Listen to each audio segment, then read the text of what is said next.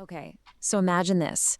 The world's single greatest superpower, a civilization that stood for 1,000 years, just collapses. This isn't just a news headline, it's the end of your entire world. Well, that was the reality that sparked one of the most influential books ever written, Augustine's City of God. And this wasn't some book written in a quiet, dusty library. No, this thing was forged in the fires of a global crisis. You can just feel the sheer panic in that quote, right? It's 410 AD, the Goths have just sacked Rome, and the psychological shock is immense.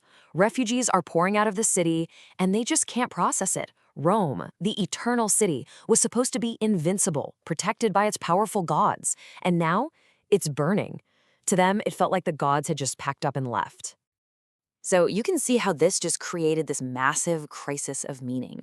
For the pagans, the explanation was pretty simple. See, this is what happens when you abandon the old gods for this new Christianity thing. And you know that accusation had teeth. Even the Christians were shaken. Their faith was supposed to bring peace, not watch civilization crumble around them.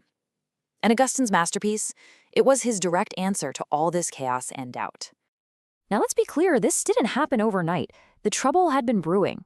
In 408, the Gothic leader Erlich surrounds the city, and Rome basically pays him a fortune to just go away.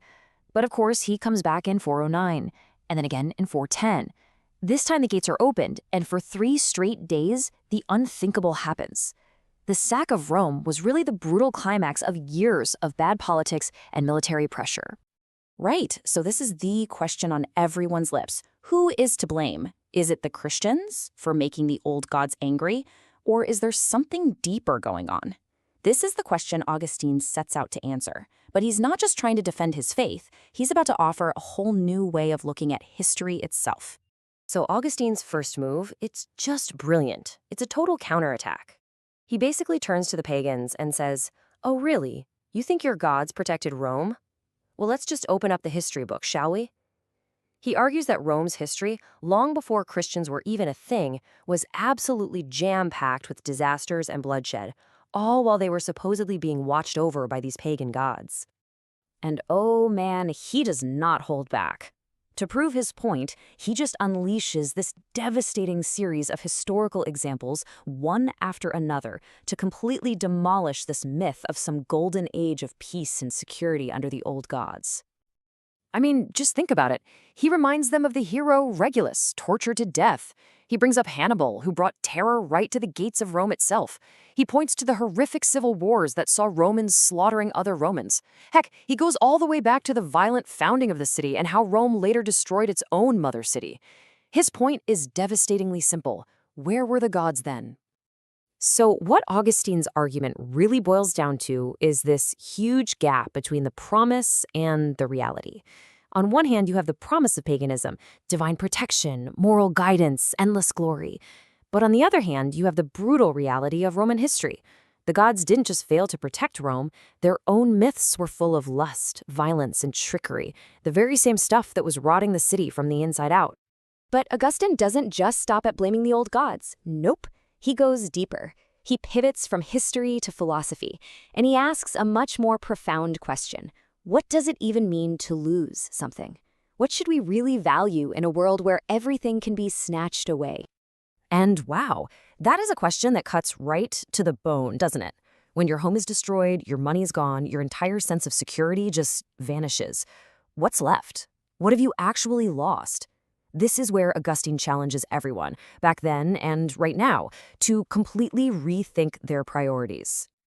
To drive this point home, he tells this incredible story about a bishop named Paulinus. So this guy gets captured by invaders, and they take everything from him. Literally everything. But what's his prayer? He doesn't ask to get his stuff back. Instead, he basically says, "Lord, don't let me worry about gold and silver, because you know where my real treasures are." He found peace knowing his true wealth was stored somewhere no army could ever reach. And that right there, that's the key. Augustine is saying that suffering acts like a fire. It burns away all the temporary stuff, the gold, the possessions, the things that cause us anxiety because we're afraid of losing them. And what's left is the one thing that can't be burned, the incorruptible good, which for him is God. So a calamity like this isn't just punishment. It's a test. that reveals what we truly love. All right, so all of this, the historical takedown, the philosophical deep dive, it's all building to his single most famous and revolutionary idea. To make sense of all the chaos, Augustine proposes a brand new way to understand all of human history, not as the story of Rome or any other empire, but as the story of two competing cities. So what are these two cities? Well, they're not physical places on a map. You can't book a flight there. They're invisible, spiritual communities that are all mixed together throughout time. And what separates them is incredibly simple but so profound. It all comes down to what or who they love. And the difference is stark. First, you have the city of man. It's founded on love of self, and its whole goal is earthly glory and power. Its citizens live for the here and now. Then you have the city of God.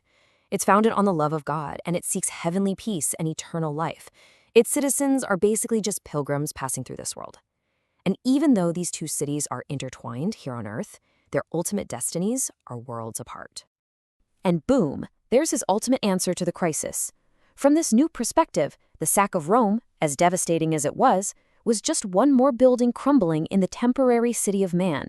It's a tragedy, yes, but it has absolutely no effect on the city of God. Why? Because the city of God is eternal, it's untouchable, and it cannot be sacked by any army. So this was written over 1,600 years ago about a very specific crisis.